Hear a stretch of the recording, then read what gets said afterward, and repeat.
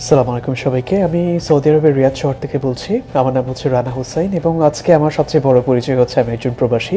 যেহেতু আমি প্রবাসীদেরকে নিয়েই আজকে দু একটা কথা বলতে চাই। আর আজকে আমি কোন ব্যাপারে কথা বলবো তা হয়তো বা আপনারা এতক্ষণে বুঝে গিয়েছেন। কেউ কাউকে সময় দিতে পারবে না, এটা তো আসলে কোনো বিয়ে হচ্ছে তাদের বিয়ে করারই দরকার নাই। সেক্সুয়াল ট্রান্সমিটেড ডিজিজ, এটা বাংলাদেশের চেয়ে অন্যান্য দেশে বেশি হয়ে থাকে। তো একটা পাগলকেও যদি ক্যামেরার সামনে দাঁড় করিয়ে দিয়ে কিছু বলা হয় যে এই পাগল তুমি কিছু একটা বলো, সে যতটুকুই বুঝে সে কিন্তু চেষ্টা করবে যে কিছু একটা বলার জন্য। যাই জানুক, সে বুঝুক আর না বুঝুক, হোক সেটা যৌক্তিক বা অযৌক্তিক, কিছু একটা বলার চেষ্টা করবে। প্রবাসী ছেলেদেরকে কেন বিয়ে করা যাবে না, এবং তিনি কিছু আপুদেরকে কিছু প্রশ্ন করেন এবং আপুরা তাদের মতো তাদের মত মতো সেই কথাগুলোর রিপ্লাই করেন যে কেন প্রবাসী ছেলেদেরকে বিয়ে করা যাবে না। তা আমি আসলে সেই সব আপুদের এবং ওই উদ্দেশ্যে কিছু কথা বলবো আজকে। তো ভুল ত্রুটি হলে অবশ্যই ক্ষমার দৃষ্টিতে দেখবেন, কারণ আমি তো আসলে প্রফেশনাল কেউ না।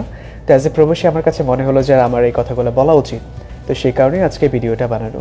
আশা করি আপনাদের ভালো লাগবে, আর যদি ভালো লাগে তাহলে অবশ্যই আপনারা শেয়ার করতে ভুলবেন না, কারণ সবাই দেখুক, জানুক এবং বুঝুক। ধন্যবাদ সবাইকে। তো চলুন আমরা ভিডিওতে চলে যাই। ও মেয়েরা কেন প্রবাসী ছেলেদেরকে বিয়ে করতে চায় না? আমার মতে ভাইয়া, নিজের দেশের মানে ছেলেদের উপর বা নিজের দেশের মানুষের উপর অন্যরকম একটা টান থাকে, আর তাদের উপর একটা মানে বিশ্বাস থাকে যে হ্যাঁ, এই ছেলেটার সাথে আমি পারবো, আমার হোল লাইফ মেনটেন করতে আমি পারবো। এই জন্য আসলে মেইনলি নিজের দেশটাকে মানে বেশি মানে প্রায়োরিটি দেয় মেয়েরা। নিজেদের দেশের ছেলে, so what do you mean by নিজেদের দেশের ছেলে? আমি কি বাংলাদেশের ছেলে না? আমি কি আপনার দেশের ছেলে না? হতে পারে সাময়িক অর্থনৈতিক সমস্যার জন্য হোক, পারিবারিক সমস্যার জন্য হোক, বা বাংলাদেশে ভালো জব না পাওয়ার জন্য হোক, আমি এখন প্রবাসী, তাই না? আমার মতো এরকম হাজার হাজার লক্ষ লক্ষ মানুষ প্রবাসী। তো তারা কি সবাই আপনার দেশের ছেলে না? আপনি কি বলতে চাচ্ছেন যে তারা বাংলাদেশি না? অ্যাকচুয়ালি আমাদের বাংলাদেশে অনেক যোগ্যতা সম্পন্ন ছেলে আছে। তার মানে প্রবাসে যারা থাকে তারা কি সবাই অযোগ্য? সেটাই বলতে চাচ্ছেন আপনি? আর সাপোজ বাংলাদেশের একটা ইঞ্জিনিয়ার কত টাকা বেতন পায়? আমি কাউকে ছোট করছি না, my bad if I do that. যদি আপনাদের কারো মনে হয়ে থাকে যে আমি আসলে কাউকে ছোট করছি, তাহলে আমাকে ক্ষমা করে দিবেন। আর তার থেকে অনেক কম যোগ্যতা নিয়ে এসেও প্রবাসী মানুষ অনেক বেশি টাকা কামায়, হয়তো এই জন্য যে এই টাকাগুলো দিয়ে সে বাংলাদেশে কোনো কোথাও ইনভেস্ট করবে এবং সে তার পরিবার বা পরিজন নিয়ে ভালো থাকবে, তাই না? তো এটাও কিন্তু একটা কারণ হতে পারে। আর অনেক কারণ আছে যে আমাদের বাংলাদেশিরা তাদের যোগ্যতা অনুসারে সেই বেতনটা পায় না, স্যালারিটা পায় না। সেই কারণে তারা ইচ্ছে করে বা অনিচ্ছাতেও প্রবাসে গিয়ে কিছু একটা করার জন্য চেষ্টা করে, তাই না? সেটাও কিন্তু একটা কারণ হতে পারে। So you miss that point. এটা হচ্ছে প্রথমত আমি বলবো যেটা ইদানিং যেই একটা কমন বিষয় চলে আসছে, সেটা হচ্ছে যে সেক্সুয়াল ট্রান্সমিটেড ডিজিজ, এটা বাংলাদেশের চেয়ে অন্যান্য দেশে বেশি হয়ে থাকে। তো দেখা যাচ্ছে যে আমাদের দেশের কালচারের মেয়েরা যেই ড্রেস পরে, ওনারা এসে উন্নত ড্রেস পরে এবং তারা মেয়েদের প্রতি আকৃষ্ট হয়ে পড়ে। তো আমি একটু আগে ইউনিসেফের একটা রিপোর্ট পড়ছিলাম, দেখতে পাচ্ছেন ইউনিসেফের একটা রিপোর্ট। তো এইখানে আমি জাস্ট এইচআইভি, এইডস কিংবা এসটিডি নিয়ে ওদের কিছু রিসার্চ আমি দেখতেছিলাম। তো সেখানে দেখা গেল যে আমাদের বাংলাদেশে যে প্রথম এইচআইভি এইডস পেশেন্ট পাওয়া যায়, ডিটেক্ট করে, এটা হচ্ছে the first case of HIV and AIDS in Bangladesh was detected in 1989। তো তখন থেকে এখন পর্যন্ত এখানে ওরা একটা সার্ভে করেছে, সে হচ্ছে the overall prevalence of HIV in Bangladesh is less than 1%. However, high level of HIV infection has been found among injecting drugs, and the most is the part of capital in Dhaka. তার মানে আপনি যেই শহর থেকে ইন্টারভিউটা দিয়েছেন, ঢাকা শহর, সেই ঢাকা শহরে কিন্তু এইডসের বা এই এইচআইভি মানে যেটা এসটিডি মানে এই সেক্স ট্রান্সমিটেড ডিজিজের মধ্যে সবচাইতে বেশি মারাত্মক বলে আমরা জানি, সেই এইচআইভির সবচাইতে বেশি সংখ্যক ইনফেক্টেড পিপল হচ্ছে ঢাকা শহরে। আরেকটা জিনিস আপনি এখানে খুবই অবাক হবেন আপু, স্পেশালি আপনাকে উদ্দেশ্য করে বলছি, যে এখানে মোস্টলি হচ্ছে ড্রাগস নেয়। এখানে 70% হচ্ছে female users. Can you believe it? আর আপনি যদি বিলিভ না করেন তাহলে গো টু গুগল আর সার্চ করেন HIV and AIDS in Bangladesh লিখে, আপনি পিডিএফ এই ফাইল পাওয়া যাবেন, দেখেন। আর এখানে কিন্তু দুঃখের ব্যাপার হলেও সত্য যে মেয়ে মানুষের সংখ্যাটাই বেশি। তো ঠিক আছে, তো উনি সেখানে আরেকটা লেম এক্সকিউজ দেখাইছে, সেটা হচ্ছে যে বিদেশে যারা পোশাক পরে ড্রেস আপের কারণে ছেলেরা তাদের প্রতি বেশি আকৃষ্ট হয় এবং সে কারণেই এই এসটিডিতে বেশি আক্রান্ত হয়। তাহলে এখানে যদি আমি একটা জিনিস প্রশ্ন করে দেখি যে আমাদের বাংলাদেশে যখন রেপ কেস হয় তখন যখন কিছু জনতা সেটা বলে যে আপনাদের পোশাক আশাকের কারণে আপনারা রেপ হন বা এটা হচ্ছে একটা কারণ হতে পারে, তাই না? তো সেই ক্ষেত্রে কিছু ফেমিনিস্ট তারা জোর গলায় বলে যে না, আসলে পোশাক আশাকের জন্য রেপ হয় না, এটা হচ্ছে নিতান্তই তাদের মনের ব্যাপার। তাহলে এইটাই যদি আপনাদের মেয়েদের ফেমিনিজম বা ফেমিনিস্ট যারা তাদের বক্তব্য হয়ে থাকে যে পোশাকের জন্য ওই রেপ দায়ী না, এই ক্ষেত্রে দায়ী হচ্ছে মানুষের মন মানসিকতা, তাহলে আপনি একটা মেয়ে হয়ে কীভাবে বলতে পারেন যে ড্রেস আপের কারণে ছেলেরা এইসবের কারণে বেশি আকৃষ্ট হবে? এটা কি ভুল হয়ে গেল না? আর তারপরেও মানে বিদেশে যখন ওয়াইফ থাকবে দেশে আর হাজবেন্ড থাকবে বিদেশে, আসলে এটা তো ঠিক হয় না। মানে কেউ কাউকে সময় দিতে পারবে না, এটা তো আসলে কোনো বিয়ে হইলো না, কেমন একটা ব্যাপার হইলো এই জন্য। তো এখানে যার প্রবাসী, এখানে তো আমাদের বাড়ি ঘর নাই, তাই না? এখানে তো আমরা সারা জীবন থাকতে আসি নাই, একটা সার্টেন টাইমের জন্য এসেছি। আমরা এখান থেকে কিছু টাকা পয়সা যদি আর্ন করে সেভ করে সেই টাকা নিয়ে যদি বাংলাদেশে ভালো কোনো কিছু করতে পারি সেটা নিয়ে, তাই না? তো এখানে কিন্তু আমরা এখানে সারা জীবনের জন্য থাকতে আসি নাই। এই যে চোখের আড়াল মানেই মনের আড়াল, আর ভালোবাসা কাছে থাকলে ভালোবাসাটাও বেশি থাকে, আর এই জন্য মেয়েরা চায় না তাদের হাজবেন্ড বাইরে যায় থাকুক, এটা আমার মনে হয়। আপু বলেছেন যে চোখের আড়াল হলে নাকি মনের আড়াল রয়ে যায়, তাই না? কাছে থাকলে ভালোবাসা বেশি থাকে। তো এই ব্যাপারটা কিন্তু একেবারেই অযৌক্তিক, এই কারণে যে আমি নিজেও কিন্তু বিবাহিত।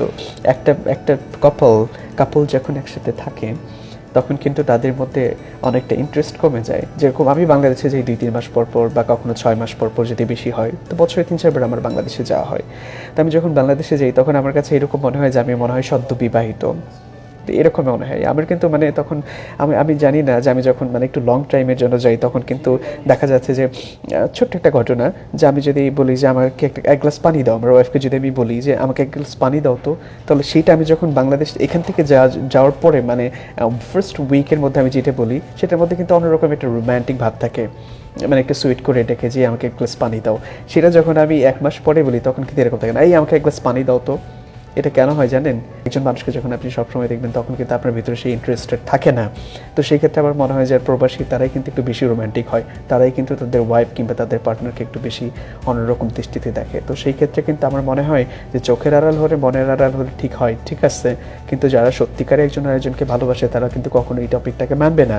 আর সেকেন্ডলি আরেকটা ব্যাপার হচ্ছে যে যারা প্রবাসী তারাই কিন্তু তাদের পার্টনারকে বেশি ভালোবাসে। হতে পারে সেখানে 1-2% নাও ভালোবাসতে পারে, হতে পারে 1-2% পরকীয়া করতে পারে, হাতের 5টা আঙ্গুল কিন্তু সমান হয় না। So you have to think about it. বয়স 50-60 হয়ে গেলেও তাদের বিয়ে হয় না, তো তাদের কি মানে করণীয়টা কি বলে মনে করেন? তাদের কি আর করার, তাদের বিয়ে করারই দরকার নাই। কেন আপু? আপনাকে একটু মনে করাই দিব যে আমাদের রেলমন্ত্রী কত বছর বয়সে বিয়ে করেছেন, সেটা মনে করেই দিব। কেন বিয়ে করেছেন আপনারা? মানে আপনার মতোই তো একটা মেয়ে তাকে বিয়ে করেছে টাকার লোভে, নাকি সে মন্ত্রী সেজন্য? আচ্ছা ঠিক আছে, সেটাই বাদ দিলাম। এখন আমরা একটু অন্যরকম মানে একটা লেখক বা ঔপন্যাসিক আমাদের হুমায়ুন আহমেদ স্যারের কথাই বলি। সে কেন শাওন, মানে তার আর শাওনের কথা তো আমরা সবাই জানি, তাই না? তো তাহলে কি তার কি বয়স 50-এর বেশি ছিল না? আচ্ছা যাই হোক, শাওন কি অশিক্ষিত? সেটাও কিন্তু না। সো এটাও নিতান্ত মনের ব্যাপার। সো আপনি এই ক্ষেত্রে বলতে পারেন না যে তাদের আর বিয়ে করার দরকার নেই। কারণ আমার পরকীয়টা বেশি হচ্ছে, রাইট? পরকীয়ার ব্যাপারটা তো আসলে এটা মনের, দূরে তো এটা আসলে ম্যাটার করে না, সব কিছু মনের ব্যাপার। তো পরকীয়াটাও এটা মনের ব্যাপার, ইচ্ছা অনিচ্ছার ব্যাপার। পরকীয়ার ব্যাপারটা এটা আসলে একটা আপু বলেছেন যে হ্যাঁ এটা নিতান্তই তাদের মনের ব্যাপার। So yes, I agree on that. এটা নিতান্তই মানুষের ব্যক্তিগত প্রেফারেন্স। অনেক সময় থাকে যে একই ছাদের নিচে থেকে একই সাথে থেকেও তারা তাদের অ্যাকাউন্টের সাথে তাদের সম্পর্কটা স্বচ্ছ না, তাই না? তো সেই ক্ষেত্রে আমি বলবো যে এটা আসলে নিতান্তই মনের ব্যাপার। যার চরিত্রের দিক থেকে মানে চারিত্রিক দিক থেকে যে আসলে স্বচ্ছ না, সে হতে পারে বাংলাদেশে তার হাজব্যান্ড ওয়াইফ থাকলেও তারা অন্য কিছু করতে পারে, আবার বিদেশে থাকলেও তারা অন্য কোনো কিছু করতে পারে। এটা হচ্ছে পারিবারিক শিক্ষা, এটা হচ্ছে আপনার নিতান্তই ব্যক্তিগত ব্যাপার, এটা হচ্ছে যে আপনি কি করে আপনার সম্পর্কটাকে ভ্যালু করেন বা ভ্যালু দেন। সেই ক্ষেত্রে আমি কোনো কমেন্ট করতে চাই না। So you know the answer. বিয়ের পরে একটা মেয়েকে তো যার সাথে বিয়ে দেয় সেই ছেলেটার হাতে তুলে দেয়। তো সেই ছেলেটা যদি দূরে থাকে, বিদেশে থাকে, তাহলে অপরিচিত একটা ফ্যামিলির সাথে কিভাবে নিজেকে অ্যাডজাস্ট করে নেবে? শ্বশুরবাড়িতে নির্যাতনের শিকার হতে পারে। হ্যাঁ, শ্বশুরবাড়িতে নির্যাতিত আর কি শিকার হতে পারে। বা এই যে কিছু ইনসিডেন্ট যে আমরা দেখি যে শ্বশুর শাশুড়ি তারপরে হাজবেন্ড একসাথে নির্যাতন করে মেরে ফেলেছে যৌতুকের জন্য, এটার জন্য সেটার জন্য, ওই সব ছেলে কিন্তু প্রবাসী না, তাই না? সো এইটাও কিন্তু একটা নিতান্তই আপনার ব্যক্তিগত ব্যাপার। সো ওভারঅল আমি যে ব্যাপারটা আপনাকে বলতে যাব যে আমরা প্রবাসী যারা আছি তারা কিন্তু আসলে কেউ ইচ্ছে করে এখানে আসি নাই।